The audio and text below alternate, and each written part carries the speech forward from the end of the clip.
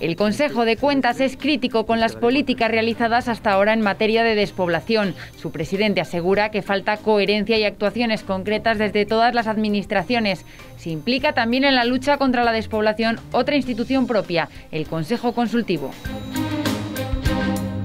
Los sindicatos acusan directamente a Ana Carlota Amigo y a Francisco Igea de las tensas relaciones entre Ejecutivo y agentes del diálogo social. Lamentan que el PP haya dejado estas negociaciones en sus manos.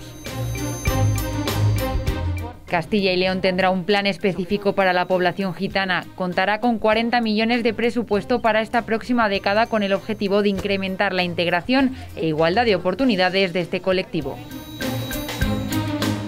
La Fundación de Castilla y León se reúne a mitad de año para hacer balance de las actividades llevadas a cabo, entre ellas los actos del 5º centenario comunero, pero también otras como becas y premios en materia social y educativa. ¿Qué tal? ¿Cómo están? Falta de coherencia y de actuaciones concretas en materia de despoblación. Es el balance que hace el presidente del Consejo de Cuentas después de presentar un informe que analiza los datos poblacionales, sociales y económicos de la comunidad en los últimos años. Amilibia dice además que las administraciones han tomado medidas sin estudiar el problema ni las causas del mismo. En el periodo entre 2002 y 2019, la población de la Unión Europea creció en 3,9 millones.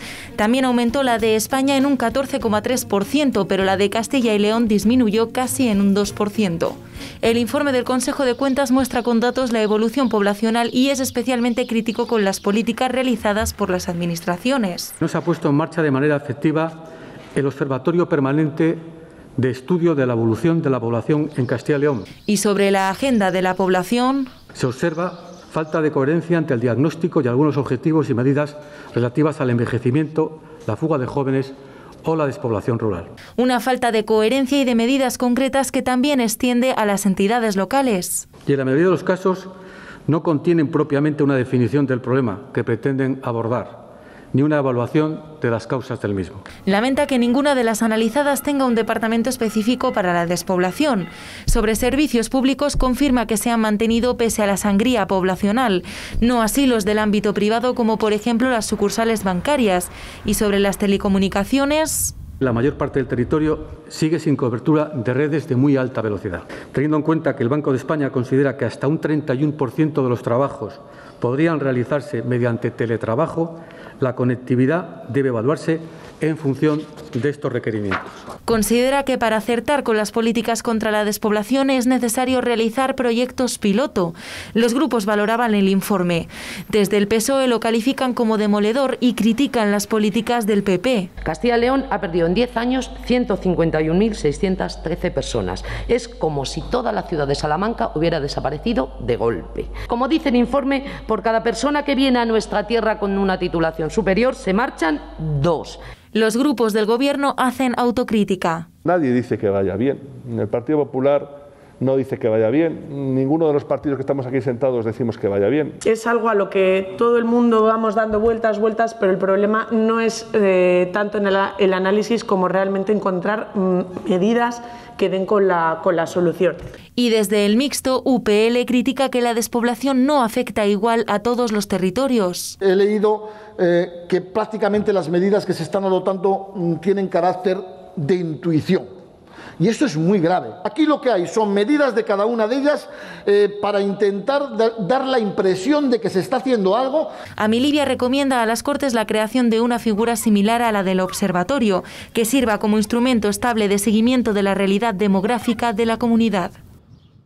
El presidente del Consejo Consultivo de Castilla y León entregaba esta semana la memoria del año 2020 en las Cortes. Agustín Sánchez de Vega preside esta institución propia que ha aprobado 458 dictámenes a lo largo del año pasado. Además, también se encarga del Tribunal Administrativo de Recursos Contractuales, que ha resuelto 207 recursos. Esta memoria se exponía ante los grupos en la Comisión de Presidencia. Las consultas procedentes de las administraciones locales, ayuntamientos, diputaciones, entidades locales menores, superan a las que promovió la Administración regional, dentro de la cual destaca la Consejería de Sanidad con 106 dictámenes solicitados. De las casi 400 comunicaciones recibidas, solo en menos del 5% la resolución final, la decisión final de la Administración, se separó del sentido del dictamen emitido.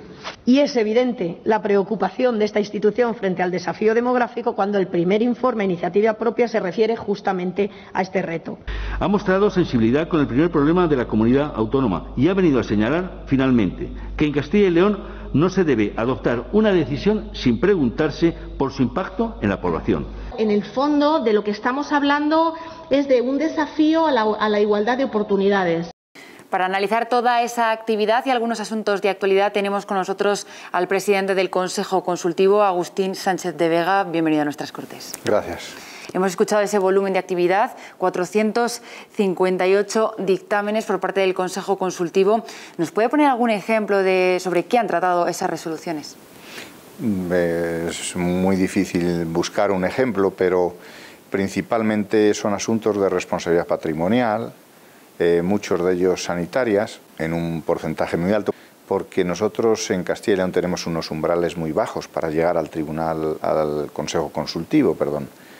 Entonces, frente a otros consejos a los que es más difícil de acceder por la cuantía, nosotros pensamos que es un acierto que tengamos esos umbrales tan bajos porque nos permiten llegar hasta el último rincón, ¿no? Por lo tanto, han aumentado esos expedientes de responsabilidad patrimonial y no sé si también, sobre todo, influenciados por la pandemia. Bueno, sí hemos tenido ya algún caso principalmente relativos a contratación, a imposibilidad de ejecutar un contrato con alguna administración local pequeña y de resolución anticipada, de solicitud de resolución anticipada de contratos, ¿no? De contratos con entidades locales. Hemos tenido algún caso de ese tipo. Todavía las responsabilidades patrimoniales sanitarias que se rumorea en el Consejo de Estado, en los consejos consultivos de España, que pueda haber un incremento evidente, pues todavía no nos han llegado. Una de las leyes que podría llegar en breve al Parlamento es la modificación de la Ley de Ordenación del Territorio. Ya la pasada legislatura no salieron adelante los mapas rurales porque necesitaban 2/3 de los votos. Ese anteproyecto pide que se retire esa mayoría, digamos, reforzada. El Consejo Consultivo está a favor de esa retirada, ¿no? Bueno, el anteproyecto de ley pasó, si no recuerdo mal, hace un mes o un par de meses. Lo dictaminamos en el Consejo y, hombre, consideramos que hay aspectos muy interesantes, importantes, para la configuración del territorio de la comunidad autónoma, que no es fácil, que es un asunto siempre complicado y siempre difícil, ¿no? Es un asunto que requiere, que merece el acuerdo generalizado, como es lógico, asuntos de prestación de servicios públicos en determinadas zonas, en las áreas funcionales urbanas, en las áreas funcionales rurales, la aprobación de mapas para ello. Y claro, cuando se establecen mayorías muy amplias, reforzadas, a veces lo que se consigue no es el acuerdo, sino lo que se consigue es el impedimento para conseguir el acuerdo, ¿no? Cuando se establecen mayorías de 2/3 o incluso superiores, pues a veces las minorías bloquean, ¿no? En términos teóricos, las minorías pueden bloquear una decisión, un acuerdo. Nos parece que las mayorías previstas en ese anteproyecto son correctas. Por eso decíamos lo que dijimos, ¿no? Fue muy crítico también con este anteproyecto en cuanto a que no tiene un informe sobre impacto económico ni informe sobre impacto demográfico. ¿Son necesarios para justificar un cambio de tal calado como para no contar con esas mayorías, para no contar con el principal partido de la oposición? Bueno, es que en todos los anteproyectos de ley nosotros hacemos una revisión no solo del procedimiento del expediente, sino de todos los informes exigidos por las leyes. Y puede sorprender al ciudadano de a pie que falte un informe sobre económico o un informe sobre X, ¿no? Eso que puede impactar en la ciudadanía para nosotros no es que sea común, pero es que el procedimiento y el expediente tiene que estar completo. En el caso del territorio creo que había ausencia de informe económico, de cuánto podría suponer estas modificaciones, como en otros anteproyectos puede faltar algún tipo de informe. Así lo hacemos saber, y así lo ponemos de manifiesto en nuestro dictamen.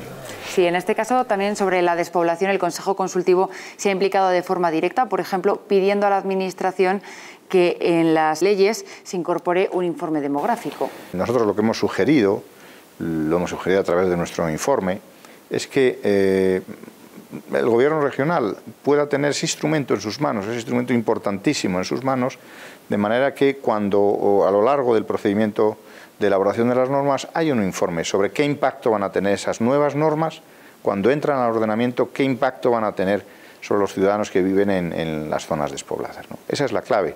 El informe es complicado, lógicamente ese informe que supuestamente se tendría que emitir es complicado porque afecta a todos los sectores. Imaginémonos al sector urbanístico, al sector vivienda, al sector agrícola, a los sectores, es decir, una evaluación de conjunto sobre los posibles impactos que pueda tener en el mundo rural la nueva norma que el Gobierno plantea o promueve para su elaboración como ley o como decreto, ¿no? Esa es la cuestión.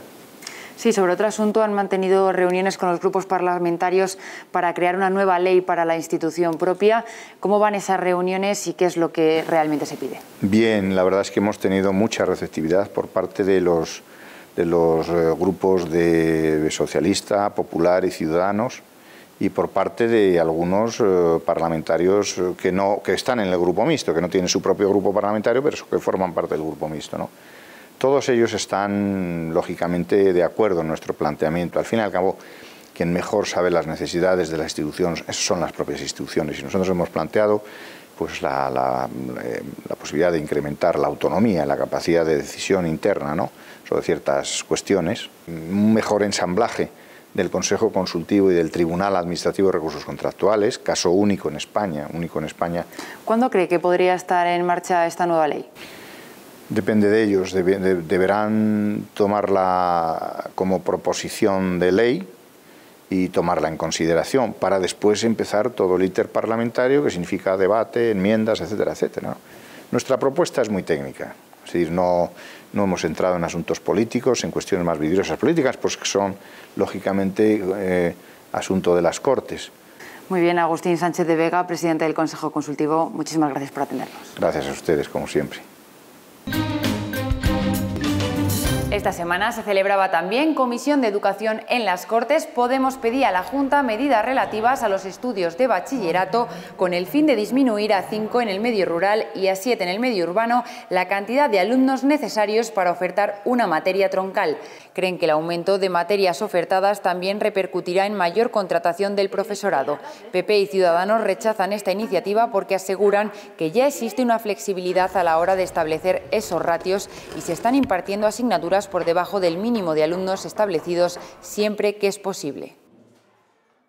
Castilla y León es la quinta comunidad en número de población gitana y por primera vez tendrá un plan específico para este colectivo. Así lo explicaba la directora general de Familia, durará hasta 2030 y tendrá un presupuesto de 40 millones de euros. El objetivo es mejorar la integración y la igualdad de oportunidades de la población gitana. Desde hace 2 meses, Castilla y León cuenta por primera vez con un plan específico para la población gitana. Se extenderá hasta el año 2030 con el objetivo de mejorar su integración social. El plan cuenta con un presupuesto inicial de 40 millones de euros y tendrá un enfoque transversal. Buscará terminar con los focos chabolistas que quedan en la comunidad. Se está haciendo mucho esfuerzo presupuestario, sobre todo con los 2 municipios donde más se ha identificado que existe todavía infravivienda y chabolismo, que son Aranda de Duero y Burgos. Un objetivo que comparte con el Grupo Socialista, aunque precisa que los realojos deberán realizarse de forma dispersa para no crear otros guetos. Pero el realojo que sea disperso, porque si no va a ser de segregación a segregación. Entonces, eso por supuesto, procurar que sea dispersa, que sea obligatoriamente dispersa, porque es que si no, la cuestión de la segregación no se va a abordar de manera correcta. La educación y el empleo son otros de los ámbitos de actuación con más medidas en el plan. Podemos pide que la visión de género se concrete. Usted ha hablado del alto número de abandono escolar de las niñas gitanas. No hay una sola medida concreta para abordar esa situación. No hay una sola medida concreta para abordar la falta de empleabilidad de las mujeres gitanas. Para PP y Ciudadanos, el plan es un acierto que ayudará a mejorar las cifras preocupantes que todavía afectan a una parte de la población gitana. Una población mayoritariamente joven, con una tasa de natalidad superior a la media, con el 92% de las personas en riesgo de pobreza, con el 46% de los hogares gitanos en situación de pobreza extrema y con una tasa de pobreza infantil del 89%, yo creo que bien merece que la Administración autonómica haga un esfuerzo y ayude a poner remedio a estas preocupantes cifras. Una contribución valiente y decidida para abordar esas condiciones vitales y esenciales de vida de este colectivo en la búsqueda de esta integración y convivencia social. Los partidos de la oposición han valorado el plan como demasiado genérico y sin memoria económica concreta. Piden un seguimiento anual de los efectos del mismo en esta comisión. Por unanimidad, los grupos acuerdan hacer un estudio de seguridad viaria sobre cruces peligrosos entre el Camino de Santiago y la red autonómica de carreteras. Desde el Grupo Popular se citaba un punto conflictivo a la altura de Carrión de los Condes, en Palencia. Se analizarán otras posibles intersecciones de riesgo y, concluido este estudio, está previsto un plan de intervención para buscar solución a los riesgos existentes en cada caso. Siempre se actúa a rebufo de la llegada del Año Santo y cuando este finaliza nadie se acuerda de buscar soluciones a estos problemas o incidencias que van surgiendo a lo largo de los diferentes años.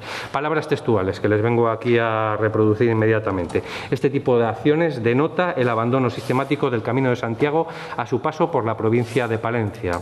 Pero evidentemente, señor Higuera, cada 4 años no es que nos acordemos. Vamos a ver, yo hablo también. Es que cada 4 años hay un Año Santo Jacobeo, una mayor afluencia de peregrinos y por lo tanto tiene que haber una mayor atención, Pero evidentemente esto pasa no solamente en el Camino de Santiago por ser Año Jacobeo. Comisiones Obreras y UGT comparecían esta semana en las Cortes y acusaban directamente de las tensas relaciones entre Ejecutivo y Diálogo Social a 2 personas, a la consejera de Empleo, Ana Carlota Amigo, y al vicepresidente de la Junta, Francisco Igea. Por el contrario, valoran la relación con el Partido Popular y con el Grupo Parlamentario Ciudadanos y creen que el PP cometió un error en dejar las negociaciones laborales en quienes dicen no creen en el diálogo social. Los sindicatos mayoritarios daban cuenta del estado de las negociaciones entre el diálogo social y el Gobierno, pero con duras críticas hacia Ana Carlota Amigo y Francisco Igea. Las declaraciones de esta consejera de Igea son tan desafortunadas, tan fuera de lugar, con tanto desconocimiento, con tanta ineptitud, que raya la mala fe. Y en concreto en las ruedas de prensa del Consejo de Gobierno. Ataques directos de insultos directos. Ha habido momentos en los cuales era mejor apagar la cámara, porque era ataque verborreo diario al sindicato. Comisiones Obreras asegura que la relación con el exconsejero Germán Barrios era mejor que la actual. A partir de ese momento se nombra una nueva consejera, Carlota Amigo, y los conflictos se recrudecen, porque declaran abiertamente que no van a cumplir los ERTES, que no van a haber más ERTES. O sea, dinero hay, más que la consejera no quería. Asegura que con 25 o 30 millones habría sido suficiente, lejos de los 6 acordados, pero también cita otros acuerdos incumplidos. Lesarla es el más obvio y evidente y de una tozudez que raya la ilegalidad. De hecho, es fácil que acabemos yendo a los tribunales. Pese a este clima... En resumen, 18 acuerdos de diálogo social vigentes, 4 firmados en el año 2020 y 14 acuerdos anteriores que plasman una parte de las necesidades de los ciudadanos de Castilla y León. También 11 mesas de negociación abiertas, 6 de ellas se han cerrado con acuerdos el pasado mes de mayo. Y sobre el acuerdo firmado en marzo de 2020 con el anterior consejero, los sindicatos hacen este balance. Podemos valorar que en un 90% se ha llevado a cabo y el resto del 10% ha venido marcado en gran medida por la crisis sanitaria. En aguas revueltas, los socialistas echan más leña al fuego. Ese acuerdo de marzo que ustedes firmaron, se fían, lo digo así clarísimamente, se fían de que cumplan ese acuerdo la Administración autonómica. El acuerdo que ustedes, porque en marzo no lo cumplieron, hasta ahí estamos de acuerdo, que los complementos, por ejemplo, los ERTES, no lo cumplieron. Se fían de la Junta de lo que han firmado ahora recientemente, hace 15 días o 20 días. PP y Ciudadanos valoran la capacidad de acuerdos alcanzada. Ustedes saben que en toda negociación existe desacuerdo. El acuerdo solamente llega al final. Durante todo el proceso de negociación existen desacuerdos, existen litigios y existen puntos de vista diferentes. La necesidad de seguir nutriendo y apostando por los beneficios que el diálogo social aporta a los ciudadanos de esta comunidad. Y por Ávila, esta pandemia ha puesto de manifiesto aún más algo que ya era patente, y es que debemos darnos cuenta de la debilidad del tejido industrial de nuestra región. Debilidad, eso sí, desigual entre las diferentes provincias. Los sindicatos también citaron retos pendientes como regular las condiciones del teletrabajo, la contratación de mayores de 52 años o que las empresas faciliten la conciliación, no solo la familiar, sino también la unipersonal. Y en la comisión de investigación sobre la trama eólica, uno de los empresarios supuestamente beneficiario de las cesiones negaba haber recibido instrucciones por parte de la Consejería de Economía. También negaba haber obtenido la concesión a través de cesiones, como decía otro empresario semanas pasadas. No conocía de nada hasta que salió haciendo unas declaraciones diciendo falsedades que creo que repitió aquí hace pocas semanas y que por las cuales ha sido condenado 2 veces, por los juzgados de Madrid y por la Audiencia Provincial de Madrid. Nuestra capacidad financiera en Preneal pues, era la que era, que es limitada, y nos daba pues, para hacer lo que podíamos hacer. Vimos la posibilidad de que para ampliar nuestras actividades, una buena manera de hacerlo sería contar, asociarnos con empresas locales en los territorios donde queríamos hacer estos desarrollos, estas inversiones, estos parques eólicos. Lo hicimos en toda España, lo hicimos en Aragón, lo hicimos en Castilla-La Mancha, lo hicimos en Castilla y León. Y esta semana también se ha reunido el patronato de la Fundación de Castilla y León, un encuentro a mitad de año para hacer balance de las actividades sociales, educativas y culturales realizadas, entre ellas los actos del 5º centenario del movimiento comunero, pero también otras como las becas de creación artística contemporánea o los premios Educación en Valores. Reunión del patronato de la Fundación de Castilla y León para hacer balance de actividades, aunque de los 19 patronos, 5 no han asistido. A pesar de que este encuentro tuvo fuertes disputas en el pasado, desde la Fundación ahora confirman que ya no es así por parte de los patronos. Están razonablemente satisfechos, podemos decir que está saliendo todo razonablemente bien.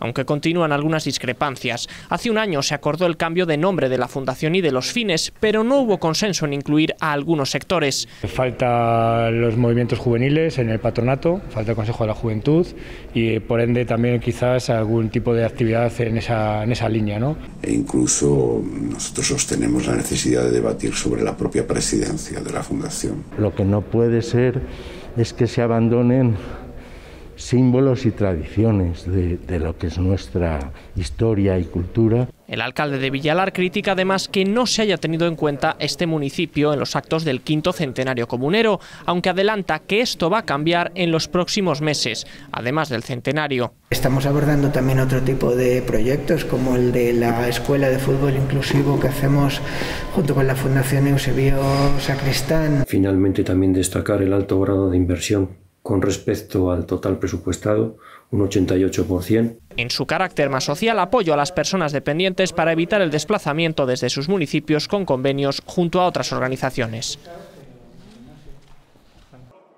Nueva reunión del Comité Científico del 5º centenario del movimiento comunero para avanzar en los estrenos de la ópera y del documental, previstos para otoño. Ambas creaciones avanzan a buen ritmo, según ha asegurado el presidente de las Cortes y de la Fundación.